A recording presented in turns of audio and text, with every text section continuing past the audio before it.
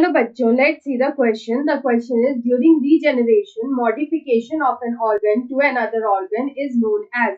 यहाँ पे बोल रहा है कि रीजनरेशन के टाइम पे जो modification of one organ to another organ होता है, इस प्रोसेस को क्या बोलते हैं? Option A is morphogenesis, option B is epimorphosis, option C is morpholaxis and option D is accretionary growth. तो यहाँ पे अगर हम लोग देखें तो हमारा जो यहाँ पे फर्स्ट ऑप्शन दे रखा है वो है मॉर्फोजेनेसिस.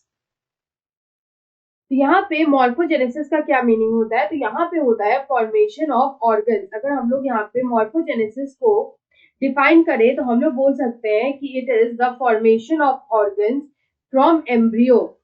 एम्ब्रियो से जो ऑर्गन का फॉर्मेशन होता है उसको हम लोग बोलते हैं मॉर्फोजेनेसिस. इसी को हम लोग बोलते हैं ऑर्गेनोजेनेसिस. उसके बाद अगर हम लोग यहाँ पे ऑप्शन बी में देखें तो आता है एपीमॉर्फोसिस.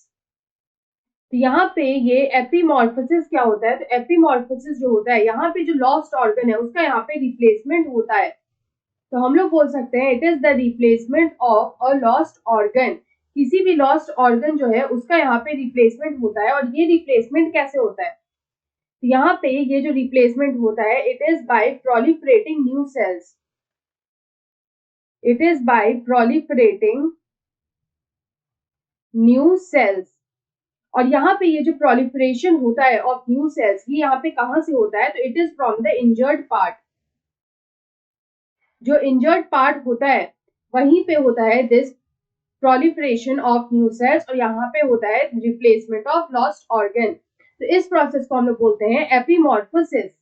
उसके बाद जो हमारा नेक्स्ट आता है वो है मॉर्फोलैक्सिस. यहाँ पे अगर हम लोग इस मॉर्फोलैक्सिस की बात करें तो यहाँ पे क्या होता है?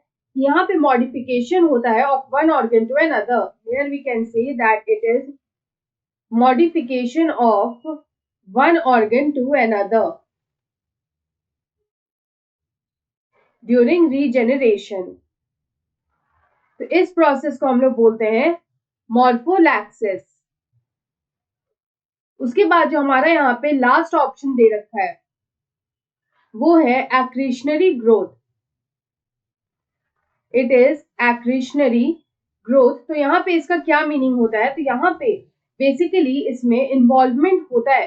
ये जो एक्रीशनरी ग्रोथ होता है इसमें यहाँ पे हम लोग बोल सकते हैं इट इन्वॉल्व सेल सेक्रीशन.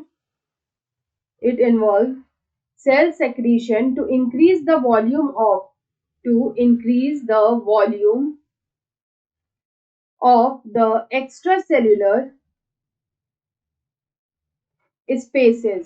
तो एक्स्ट्रासेलुलर स्पेसेस जो है उसका यहाँ पे वॉल्यूम जो है वो यहाँ पे इंक्रीज होता है. इसको हम लोग बोलते हैं एक्रीशनरी ग्रोथ. तो यहाँ पे अगर हम इस क्वेश्चन का करेक्ट आंसर देखें तो यहाँ पे इसका करेक्ट आंसर होगा मॉर्फोलैक्सिस. तो option C is the right answer. I hope you understood it well. Best of luck.